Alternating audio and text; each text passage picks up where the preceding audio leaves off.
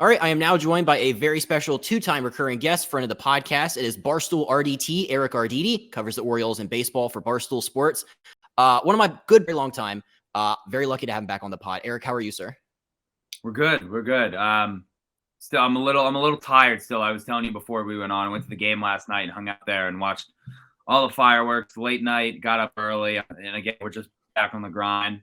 Got the baseball game on already, and I'm ready for another full night of baseball. But we'll power through. Well, absolutely. Hardest working man covering the O's right here, Eric Arditti. I wanted to have you on one part because I wanted to catch up again, but also I just feel like this has been a great week for Orioles baseball. It's kind of been one of those turning point weeks, I feel like, in the fan base, even though they're not weekend games or against a team that anybody cares about. I'm sorry, Oakland. But it's just, if there's been so much buzz and excitement around this team lately, and I wanted to talk all about it with you because I think maybe Jared Carrabba's tweeted out most fun team in baseball. People are starting to take notice of the plucky little underdog Orioles here. But I did want to start with the sensation that's sweeping the nation. And for our people watching on YouTube, you can see it's Eric's display name. It is the Dong Bong, the Homer hose, whatever you want to call it, whatever the PC way is to describe it. Came into existence. I don't know if you want to call it that on Monday. It's been insane to see this thing take off. What did you think about it? And how is it and how long do you think it's going to be until somebody ruins it? I think it's here to stay. I think as long as you keep it respectful and I don't know. I really do think it's here to stay. I think it's fine. Again, they did it last night. So again, if they would have had problem with it on Monday night, then it wouldn't have been there Tuesday night. So again, I think we're in the clear now. As long as they're not calling it the Dong Bong, which again, I get why they can't say that. I understand. I've talked to them, the players, and I've let them know, listen, say whatever you want. I'm calling it the Dong Bong. But I will say, I will respect the Orioles' wishes. If they keep winning, I will call it whatever the hell they want. I'll call it anything. Keep winning. Keep winning. Again, winning cures all. But yeah, I mean, I'm watching the game on Monday night, and I see Mountcastle hit the bomb, and I'm like, oh, nice. And I'm tweeting about it, and I'm going nuts. But I'm eating dinner, and then I look over.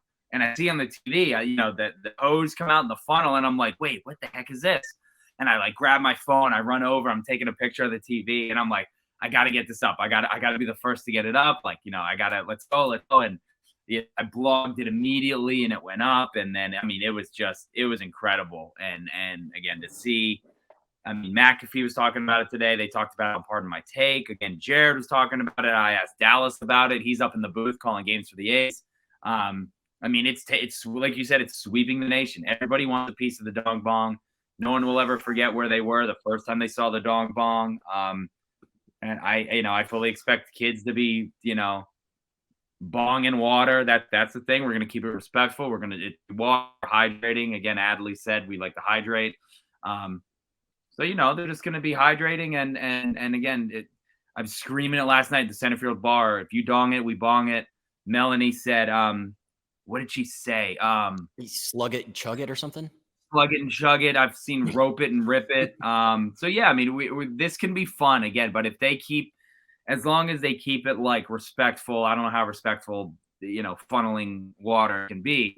But yeah, I mean, again, and Hyde had a great quote today where he's like, listen, I love it. It shows our guys' personality. They came up with it. They're having fun. They're loose. And again, he's like, this shows that these guys really have a lot of fun, and they like, as there's a 3-run home run center field. Dean Kramer stinks. And he's just like, this is fun. And again, they're young guys. We're just having fun. So I love it. I hope it's around forever. I'm hoping for a lot of Dong Bongs tonight. So they're going to need some to get back in this game already. Live reaction, folks. Damn, I didn't realize they're down already. That's fantastic. Yeah, I know you said it exactly right. Where you're like, you'll always remember where you were the first time you saw it. I didn't see the initial one. I think I saw the Adley, which might have been the second iteration of the Dong Bong. Yep. It was fantastic. I stuck around to watch the post game interview with Austin Hayes, where he described it was like Cole Irvin and Keegan Aiken are like the plumbers of the team, which I find hilarious. Mm-hmm. But you're right though, because it's like this team has so many personalities. They're all characters, I feel like. And it's cool that they're having these antics, and like Brandon Hyde is having an environment that's conducive to this.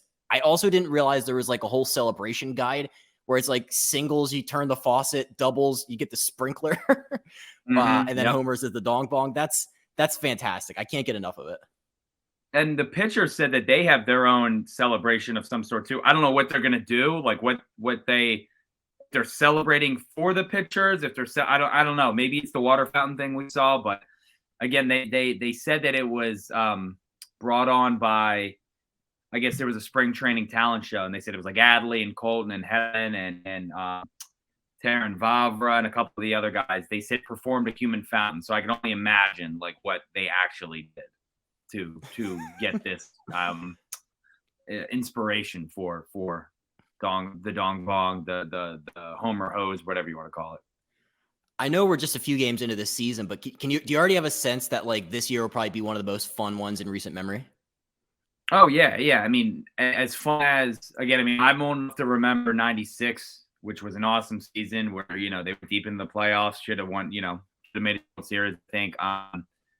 Then again, we had the long lull. 2012 was unbelievable. That came out of nowhere. 2014, again, kind of came out of nowhere. Nobody thought they would win 96. That was fun. Last year, again, after May 24th or whatever, when Adley came out, it was a lot of fun. This is the first year in a long time that there are expectations and people were legitimately excited. Not to be like, oh, I'm excited to see when these prospects come up. We're like that. They're here. Everyone but DL is here. Grayson came up last week. So this is this is it pretty much. Again, you were going to add Heston and Colton and DL and Westberg and Kobe Mayo eventually, and guys like Jordan or Jackson Holiday in a couple of years, 2 years or something. But yeah, people are legitimately excited. And again, I mean, if you watch that opening series in Boston, it's like, oh, this is going to be a team that they're going to score a lot of runs. They're going to hit. That's why, I mean, you saw it in the game last night. They're never out of a game. Even this game, they're down 3-0 before they even come up the bat. I mean, they're not out of it. Pitching is the worrisome thing. But yeah, I think the lineup, I mean, 1-9 most nights is like, this is a fun lineup. This is a very, like, there's no real holes in the lineup. Maybe McKenna's in one night or something like that, like he is tonight. But again, I mean, the bombers all throughout the lineup, plus guys like Mateo, who's fun. Adam Frazier has turned into like my favorite guy in the world now. So yeah, I mean, I'm definitely excited. I think it is going to be a very fun year, like you said, coupled with the Dong Bong. Everyone's itching for the home run chain back, and the win on opening day. So people were definitely. I mean, I get why they're excited, and like you said, Jared's taking notice, and again, they talked about McAfee. Pardon my take. So this isn't just a local story now. It's like the Orioles are. They remind me of like the 2015 Cubs, where it's like next year is going to be their year, and then that 2015 Cubs ended up losing to Murphy and the Mets in the NLCS when Murphy hit like 16 home runs in that series, the 5-game series or whatever it was. But it's like next year is their year. But again, like they could surprise some people. I definitely see them making the playoffs this year.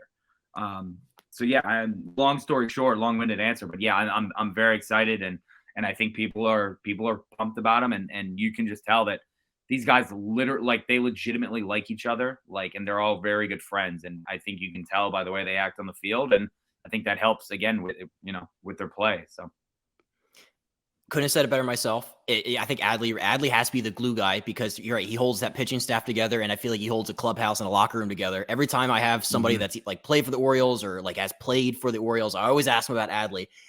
We had Cody Sedlock on. He was telling stories about like he was only up for a game, but him and Adley were like he loved the hugs, he loved everything. So I did want to talk a little bit broadly first, and we can kind of dive in, like go around the horn on some guys here. But you mentioned it because it is kind of feeling like, all right, we're creeping towards getting back to a playoff spot here, and there are still some like questions and weaknesses still be had on this team.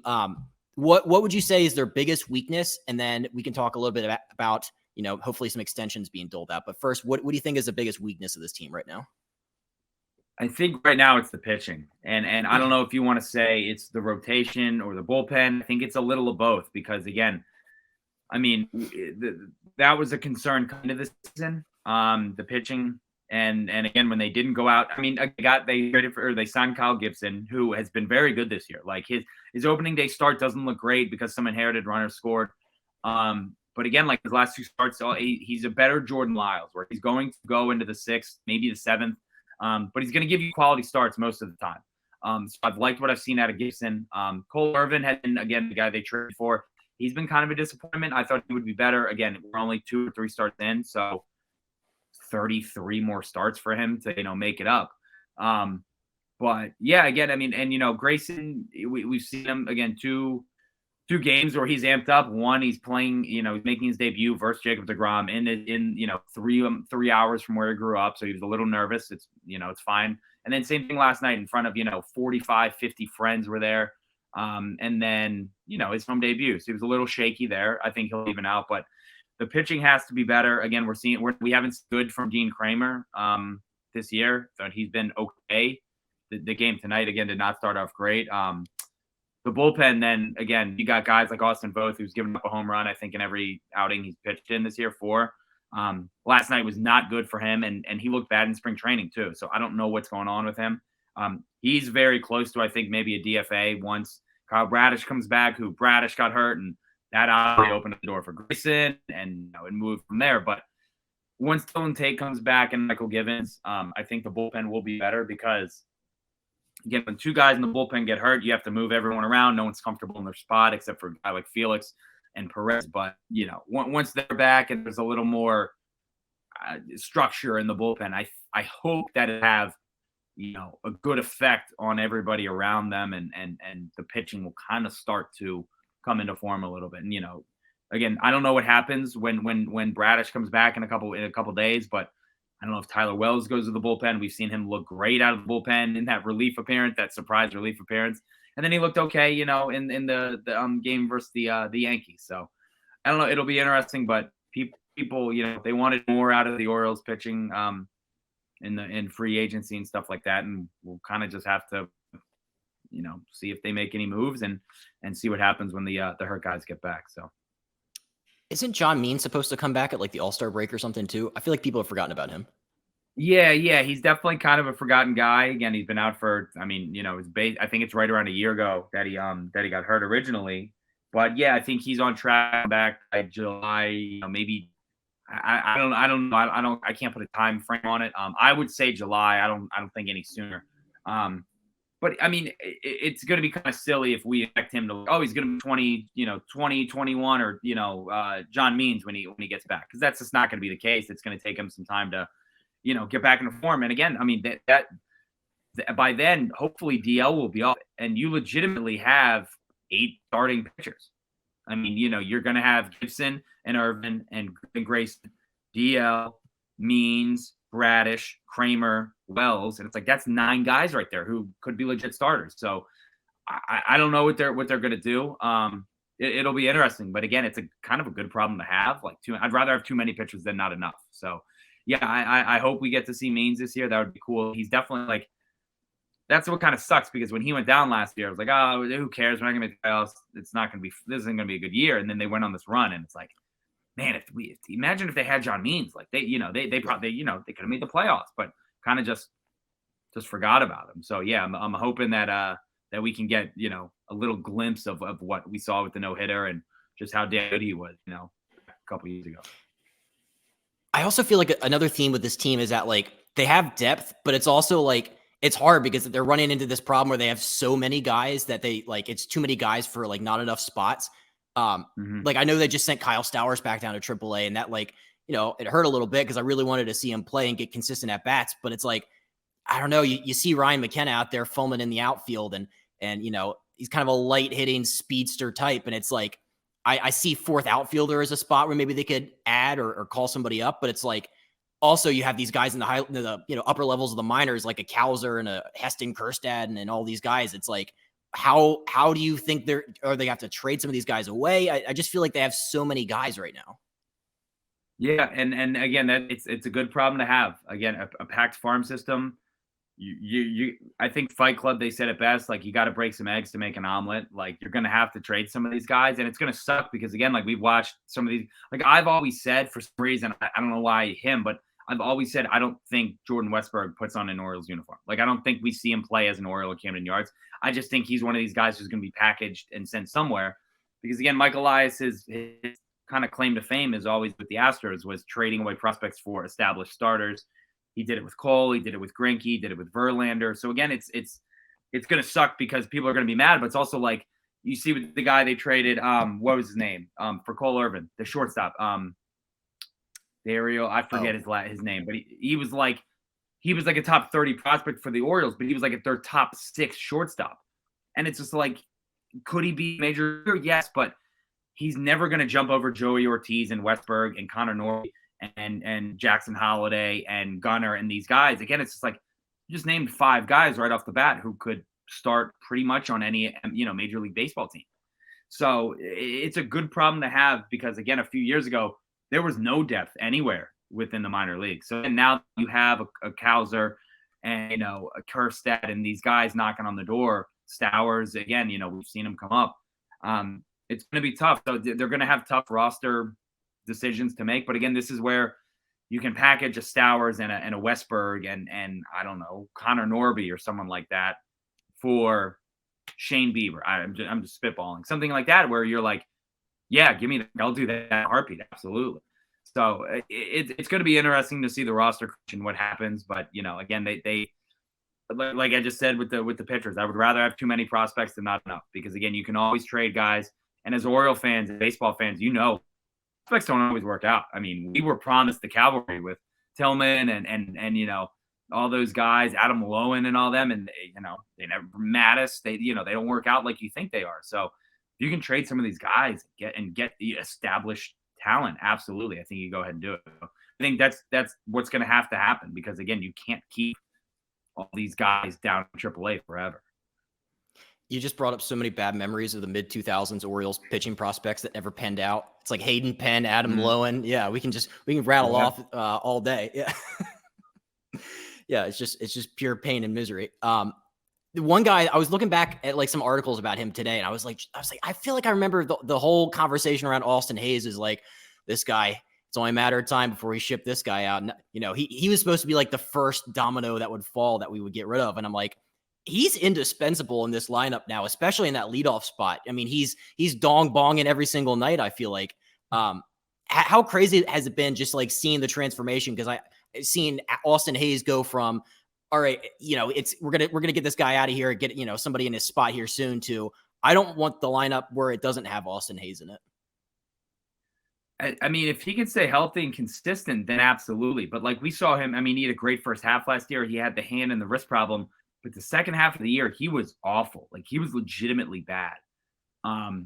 So yeah, again, like I was seeing, maybe he's a fourth outfield guy. Maybe you bring up, Cowser and he's, you put him in left field or, you put a Stowers or again, Kerstad eventually, and you get rid of McKenna or you do whatever. And then you keep Austin as a fourth outfielder. I mean, the last, since Monday, he's just hitting the hell out of the ball. And that's why I think, again, with the A's going lefty, Muns is not good against lefties. So you slide Austin up into the leadoff spot, and he's been hitting everything. So yeah, I mean, I think you ride the hot streak, and again, I mean, you just try and get as much out of him as you can. His defense hasn't been great this year, which is weird because he was like really good at defense a couple of years. I mean, when he came up, I think in 2019, he was making catches like the last 2-3 weeks of the season that were like, holy crap, this guy's incredible. Like this is a Kevin Pillar, Kevin Kiermaier kind of guy, like where it's just every night he's making some kind of catch up and over the wall. But yeah, I mean, it's always been, he's just a very streaky hitter. So I definitely understand when people were like, I'm ready to ship him out, I'm done with him. Again, I hope that he can stay healthy and keep hitting. I don't think he's this good of a hitter. Like he's not going to stay this hot forever, obviously. But if he can hit 275, 280, with 25 home runs, drive in, I don't know, 70, 75, I think that would be great. But again, it's just all about staying healthy and being consistent. So, because yeah, like you said, he was kind of the first one of these. He was the first person from his draft class in the entire big to make it to the bigs. So again, it's like he has talent. We've seen it. It's just the problem with everybody else. Stay healthy, stay consistent. So I'm a Hayes fan. I hope he sticks around, and I definitely think he has a place in the lineup and on the team. We interrupt this episode to bring you a word from the official sponsor of Not For Long Media and the Breaking Bats podcast, the Original Fudge Kitchen. It is a staple of the Jersey Shore with 6 locations in Cape May, Wildwood, North Wildwood, Stone Harbor, and Ocean City. The Original Fudge Kitchen makes all of their fudge in-store guaranteed a delicious product, so stop by and let them know that Not For Long Media and Breaking Bats sent you. Check them out online at fudgekitchens.com as they are shipping fudge and sweet treats all across the country. Now back to the episode. I forgot just how long he's been on the Orioles. He came up in 2017, and I had to make sure that wasn't a typo. I'm like, he's been here that long.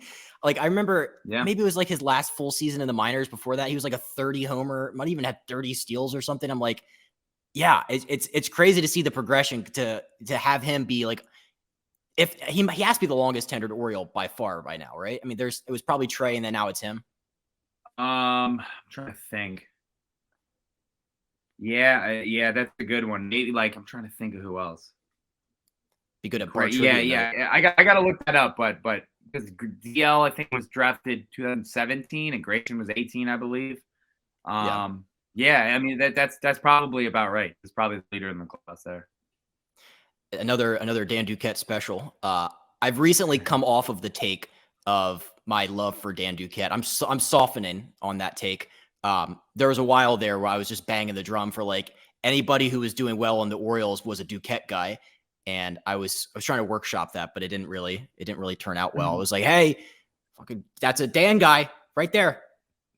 So yeah, I mean, Dan did a lot of good. He did some other things not so good, but I think that just comes with the job and the territory. Again, I mean, he drafted Grayson, he drafted DL, so again, and you get, like you said, Hayes, a bunch of these other guys, Mountcastle, I believe, as well. So yeah, Mountcastle actually may be before Hayes. I don't know when that was, but yeah, again, it's he definitely has his hands and fingerprints all over the team still. So we got to give him some credit. God, Mountcastle's been incredible. 9 RBIs last night, tied a Orioles franchise record. It's been incredible. What kind of season are we predicting for Mountie? I think you tweeted out you want to see him in the home run derby, or it's all a sham. But I mean, that's another guy I don't ever want to see not wear an Orioles uniform. Yeah, I mean, I love the guy. He's been fantastic. He's just the hottest hit. I was talking to someone with the team today and was like, he just looks so locked in. And he said, I noticed it early in spring. He's just super locked in, and it's just continued. And again, it's like I feel like he's gotten off to slow starts in the past. So it's good to see him again get off to the start. And I said it last night, like, I'm not surprised by his power because we know that he can just hit the hell out of the ball. But yeah, I mean, last night I didn't even realize he had 9 RBIs until like I got a bunch of texts after the grand slam. 9 RBIs. And I was like, the team has 12. Like, what do you mean 9 RBIs? And then I was like, oh, like Mountcastle does. Holy crap. Yeah. So, yeah, I mean, he's been hitting the hell out of the ball. And I mean, he has that power where, I'd like to see him in the home run derby and park some 440, 450, 60, So, yeah, I love it. He's a great guy, too. He's having a lot of fun with the all-time low walk-up song. Stuff like that. I know he's with Jack Baccarat from All Time Low before the game tonight, so that was cool. And they got a picture of them on the field, and so yeah, it's awesome to see him performing and doing well because, like you said, we've seen he's had streaks where he's broken out and then he's kind of slumped, which again is going to happen, but it's just nice to see him get this start and just keep hot. And again, I mean, going into today, he was tied for the league and the lead in home runs and RBIs, so. You want to see it. He absolutely launched that grand slam like a mile over that like push back left field wall. I feel like I haven't heard anybody complaining about that wall in a while. Have we just become like normalized to it being a gigantic left field? I mean, Monday people were complaining about it because they got 2 taken away. Austin had 1 taken away, and then Adley had 1 taken away too, where they would have been home runs with the old one. Again, I'm fine with it. I think it works to our advantage more times. It doesn't. Again, you're gonna lose some home runs. You are, but again, so are the other teams. So again, it's like if we're keeping the ball in the yard and we're pitching, that's great. Again, I mean, if the Orioles weren't hitting any home runs at all, then it's like, oh yeah, this sucks. But Ryan Mountcastle is very strong. He does not have to worry about the wall. Like I'm pissed at in the past, but it's like there's been a lot of times where again, the ball last night was 40 feet over the wall. Like. He's strong enough to not have a world about it. So people are still complaining. I get it. But again, you got to learn to live with it because, again, if it's going to help the team, it's very good. So I'm perfectly okay with it. I'm still fine with it. And again, I was driving the bus last year like, guys, it's going to work. It's going to be fine. And again, I feel like it eventually came around and helped us out more than it hurt. So. Yeah, absolutely. I mean, I guess I haven't seen it in person. I feel like if I was there and I'm like, all right, it was a wall scraper, we could have had 3 runs off of that. Yeah, I feel like that maybe would change the conversation or the tone a little bit. But Yeah, I think like most things with time, it just becomes like an everyday, like it's not even that big of a deal, especially when Mountie can just put it 50 feet past it just on a whim. It's been incredible. Do you think if fans had their way that Adam Frazier would have not signed with the Orioles? Because I feel like when he did this all season, people were like, "Oh, this is the big splash, huh? This guy who only hit like 230 in Seattle. He's our savior." I mean, that I've never seen a fan base go 180 on somebody as quickly as they have on Adam Frazier. Yeah, and I like him. I think he's done, again, the first couple of series. He was the one that was kind of like, him and Adley were kind of just driving the offense. Nobody else really do anything. But yeah, I mean, I like him. Again, I think he's a veteran leader. Like, he knows what he's doing. I think people were more upset because that was really the only offensive piece that they added, that and James McCann. So it's like, they didn't add they didn't add a Trey Turner, which everybody wanted, which was never going to happen. They didn't get Correa and, some of those other guys. But that's why I think they were mad.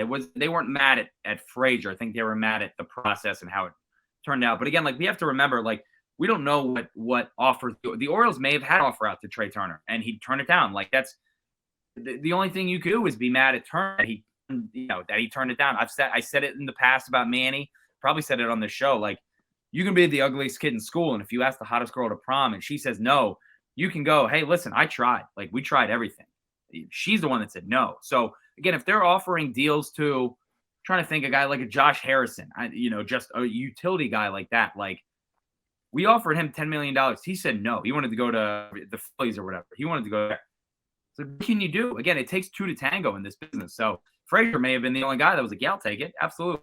So again, I get why we're mad. I don't think it was very warranted, but I can't tell anyone, how to react or whatever. But again, I think he's a good guy. Like, he's a guy who, again, I think we will eventually see get phased out, because when a Westberg is up, when Gunnar's starting to hit again, like, again, you're going to need naturally a guy like that is to be the first one to go. And you can trade him, at the deadline for a team who's looking for a middle infielder or a utility guy. So I don't know. I like him. I'm a Frazier fan right now. Absolutely. Yeah, no, maybe that is why he only signed a 1-year deal here too, where it's like, hey, he sees the writing on the wall. Maybe it's like, oh yeah, all these young guys, like the infield. We didn't even talk about the infield, but that's another place where there's just loaded with like talent and there's prospects up the ass. And it's like, yeah, I could absolutely see your point there. The lineup is something that has been talked about a little bit here lately, where it's like trying to figure out the right combination. I personally would like to see Frazier higher than 8th, but do you see, like, have you seen the conversations around the lineup? Do you think anything dramatic should change in that regard? No, I mean, I kind of dig the lineup. Like, I like Adley at 2. He seems like the perfect 2-hitter. Ideally, like, Gunnar is hitting. Like, he's, obviously he's not hitting right now. He's been pretty bad. He's like a perfect 3, or you could put him at 5. Like, I like they like Mountcastle at 3. Santander has been cleanup, which again, he's been bad since he was the hottest player in the World Baseball Classic, and now he's awful. So I don't know what's going on with that. But again, once they start hitting, I think the lineup will look a little better. I like Austin Hayes up top against lefties, and Cedric up top against righties. Last night I thought the 7-8-9 of Gunnar, Mateo, and Mullins. I looked at my friend and I said, that's sexual. Like, that gets me going. Like, again, against the lefty where Mullins he's not great against them. Like, if you can put him down, I mean, it's basically another leadoff guy down there. And him and Mateo down. I was talking to my friend last night. If you have Mateo get on, Mullins get on, then you have those two. For Austin Hayes, you have a pitcher having a conniption because he doesn't know who to pay attention to on the base pass. If he leaves one up against Hayes, that's going for a hit. Then say you got the bases loaded, and again, you worry about them. And then, by the way, you have Adley Rutschman up with Ryan Mountcastle on deck. So it's like, it sets up very nicely. It works out like it should. Again, I think a lot of the lineup tonight's probably the worst lineup that they've out, because they did sit they sat Mullins, they sat Santander, so they have Frazier and a couple of, James McCann is DHing, hitting 4th, so people are like, oh, the punt lineup, blah, blah, blah. But again, it's like, you got to sit some of these guys, especially for injuries. So I like the majority of the lineups. Again, Ryan McCann is the only weak spot in your lineup. I think it's pretty decent, because again, everybody in this lineup can hit and has power. So I'm I've been a big fan of Hyde's lineups the last 2 weeks, week and a half, whatever. So it does kill me every time you tweet out the lineup and you're like, this is a punt. It's a punt lineup. mm-hmm. But it's also like, again, it's not MLB The Show. Like, you can't play Adley 161 games. Like, he's going to need to sit more than one game. It's going to happen. Same thing with Gunnar. Same thing with like the one day that Gunnar took 107-mile-an-hour ground ball off his hand in Texas, and he didn't start the next day. And someone went, he hit a home run last night. You got to start him. And it's like, dude, he's 20 years old. He's took a 107-mile-an-hour ball off his hand. Like, it's okay to rest him. Like, you don't have to kill these guys early in the season. Like, it's like we don't have to complain about the lineup every night. And I don't know. So I just think that's exhausting. Just arguing every single night about the lineup and picking apart everything. So yeah, more times than not, I'm perfectly okay. Like, if Adley sits a day game after a night game, it's like, yeah, he should. Again, he's 25 years old. Like, give him some rest. I mean, they're pushing him a lot this year, so I'm sure we'll take these off. But I mean, they're pushing him hard. So I don't know. That's what the people want. I mean, it's because of Adley, we have 3 catchers on the roster, right? Where it's like you could slide him into DH and then have McCann, and then also was it Ben Boom still there? Don't know what's going on with that.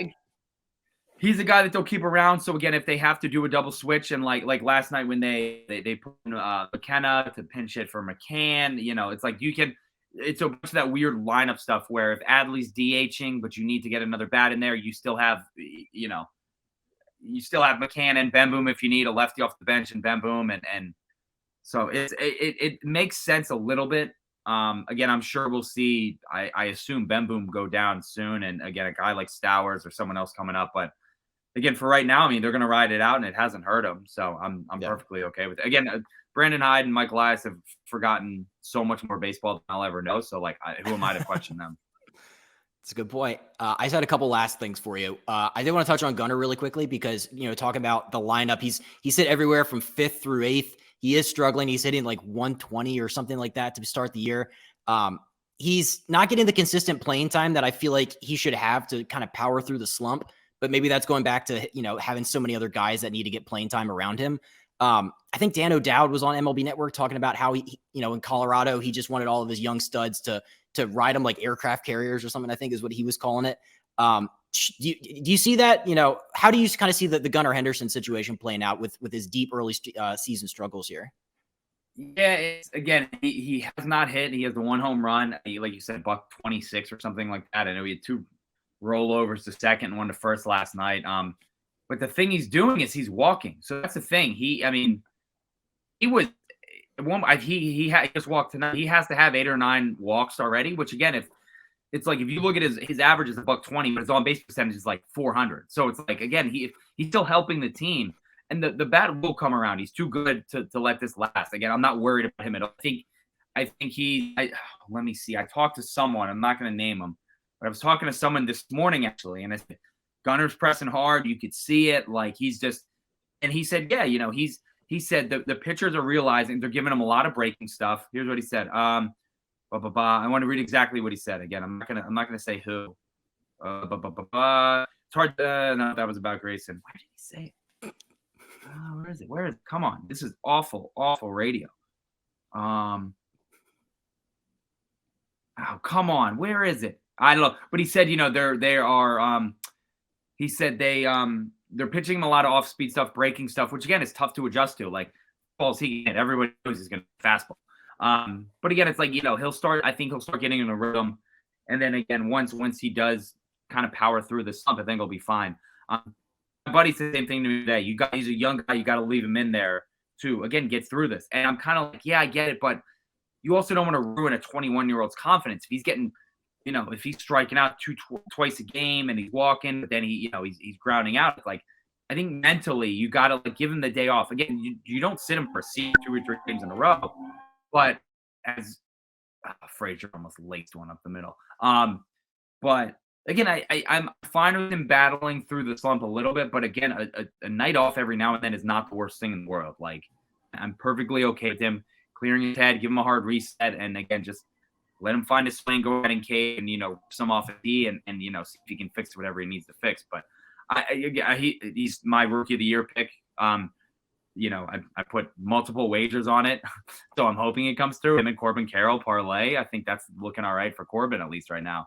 But yeah, I mean, I'm perfectly fine with them letting him power through, because again, I think one day he's going to break out, and I think it's going to be like, yep, there it is. There's from last year. I'm excited to see that. We know he has it in him. So. Absolutely. Yeah. I just thought it was a little bit early in the season to be having why aren't we letting this guy play enough when it's April 12th and it's like we haven't played that many games. I feel like that's a midsummer conversation where you're looking at the games played next to him and it's a little light. I feel like mid-April, the season really hasn't gotten going yet. There's a lot of games to be played. Maybe we'll pump the brake. I think the MLB Network could have just been segment hunting where they're like, hey, Dan O'Dowd, go talk about how you let Troy Tulowitzki play every single day and he became a all-star or whatever. Yeah, I mean, I'm trying to think. I think he's missed. I think he sat out the one game after Texas. Then I think it was the one game that they sat in the other night. So I think the guy just dropped the straight up fly ball. You got to score 2 on that. I'm sorry. It's all right. All that stuff now.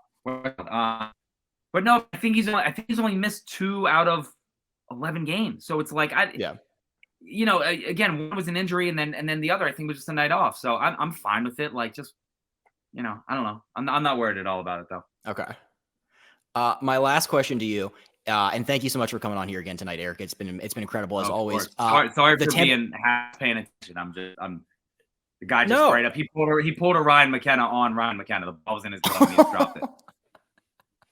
Oh my gosh. Tampa Bay Rays are a problem. They have not stopped winning. It's looking like a Tampa Bay year because Glass now isn't even back yet. And once he's there, that's the best rotation I've ever seen in my life. Do you foresee, like, is this win streak that the Rays are going on? They're not going to win it 162, but it's going to be a big year for Tampa, I think. And that kind of worries me as an AL East guy. Yeah, I mean, they're really good. And again, this is what they've done the last couple of years, like every offseason where they'll be like, hey, by the way, we're going to trade this guy. Like probably a year before anyone thought we would. We're going to extend this guy and we're going to sign, a free agent or two. Oh, by the way, we're going to be an absolute wagon. Like, let the Yankees have their offseason headlines. Let the Sox have offseason headlines. Like, that's fine. Like, guess what? We're going to show up in front of 8,000 people every night, and we're just going to win 95 to 99, maybe 100 games, and you're going to forget about us. Again, I mean, it helps with like Randy Rosarena. Again, you want to talk about a guy who was hot from the WBC. Randy's continued that. He's been awesome. Wander is healthy now, and he looks like the guy who we were told is the number 1 prospect in baseball for a reason. They're just hitting like I expect Randy and Lowe and Wander to hit home runs, but like, I mean, they have more home runs. They have 9 more home runs than they have runs given up on the year. It's incredible. It's been 2 weeks opening day tomorrow. So like that just doesn't, like, I can't do that in MLB The Show. Like you can't do it. So the fact that they're doing it now, and I know everyone's poo-pooing like, oh, they played the Nats and the A's and the Tigers, and it's like, I don't care. They're Major League Baseball teams. Like, I think they've won every game by 4 or more except for one of them. You don't win 10 out of 11 games by 4 or more. Like, that just, it doesn't happen. And they're doing it. Like you said, they can't keep this up. They're going to hit a lull. But again, I mean, I fully expect them to be there in October. Like, I was even looking today, like, I wonder what their odds are to win the AL East. Like, I would love to take a flyer on them to win the AL East now. Because again, they already have a 6-game lead or whatever, 5-game lead. And it's like, what the heck? Like I said, we're 2 weeks into the season, and they have a 6-game lead, which is incredible in the best division of baseball. So again, they'll come back down to earth a little bit when they're playing other competition. The Yankees, the Red Sox, and the Orioles, hopefully. But yeah, I mean, they've been exciting to watch, and I kind of want them to go like 13, 14 in a row. Like, yeah, go ahead, do it. Like, I don't, doesn't really bother. I don't hate the Rays like I hate the Yankees, Red Sox. But I'm like, yeah, whatever. They're like the annoying little brother who you're like, you'll never be bigger than me, and then they go to the World Series and you're like, oh crap, like maybe they can be, but I don't know. They're definitely scrappy. They're a fun bunch, and again, they're very easy to root for. Again, I love Wander. So, and like you said, they don't even have Glass now back. Like Dallas actually tweeted a video of him throwing the other day in the outfield. I was like, oh my god, that's right. Like, they don't even have him. Like, they have Jeffrey Springs and these guys who come out of nowhere and just their pitching lab. They just create these guys, and all of them are awesome. So yeah, they've been fun to watch so far. They're definitely the story of the year. The 2 weeks of the season. That's interesting you said that like the Rays are kind of like hard to hate because they are. Like I don't know anybody that's like vehemently against Tampa. Like I don't even even we're AL East people and we're still like, hey, it's kind of fun when, you know, Shane McClanahan's going to win a Cy Young and Rasmussen and Springs don't have an ERA yet. Like that's, and you know, my guy Josh Lowe, you know, last year dropping the ball in his face, but this year it's a big year for him. So that's still one of my favorite things in the world. I'll go back and watch that maybe once a week. And like, I think I tweeted out randomly like once last week and I was just like, the ball just hit him in the face, like just straight up hit him in the face. Yeah, that was tough. But yeah, again, like I don't know anybody hates the Rays. They're always like, oh yeah, I forgot about the Rays. Like, yeah, you forgot about them and they're 11-0. Like they're the best team in baseball by far right now. It's incredible. And you're right. It's just, I've never seen I think you're right. Most people just like kind of forget that they exist. I mean, not now because they've, you know, have this great opening season winning streak, but yeah, they'll be in there in October. They'll make a deep run, and then people will go, "Oh, Tampa, all right," and they're in front of 8,000 fans at the Trop. I forgot they won 102 games this year. It's like, yeah, you did. Like 100, you did. So it's incredible. Podcast Exit 52. Please plug your stuff. I know that we retweeted the Dong Bong shirts. Eric, I'm going to give you the end here to please let the people know where they can follow you, how they can support you, and where they can listen to you on podcasts other than this one. Yeah, thank you for the read again. Definitely appreciate it. Us, like everybody else, are selling Dong Bong t-shirts at Barstool. We got our Grayson's Gas t-shirt as well, which is a fun, like old school gas station like vibe. So those shirts are available. I will give you a kiss on your cheek in public if I see you wearing one. That is a promise. But yeah, again, Exit 52 podcast on Twitter, Instagram, then at EDITI22 on Twitter. I think I said it on the show again. I'm a volume tweeter. I'm like the J.R. Smith. I don't hit on all of them, but I shoot a lot. So like, I'm tweeting up a storm. Again, I work from home, so I have the ability to sit on my phone and tweet all day. So you'll see me fill up the timeline. But again, I'm just trying to make it fun for people and give them a laugh and provide some good content. So again, feel free to give me a follow. And yeah, again, hopefully going deep into October with this team, and it's a lot more fun then. You hit on more than you miss. You're a top Twitter follow in my eyes. I think all of my likes have just become Eric's tweets. And you know, like I said, even though we are a Josh Lowe podcast, if you do happen to tweet that clip out again, I'll toss you a like. But I still okay. I was gonna say you don't have to like that one if you don't want to. That's fine with me. I'm okay if you don't like that one. I'll understand. It's okay. Yeah, no, it's been great. Thank you so much for coming on. Go O's, and hopefully we'll talk to you again here soon, man. Absolutely. Thank you, boss.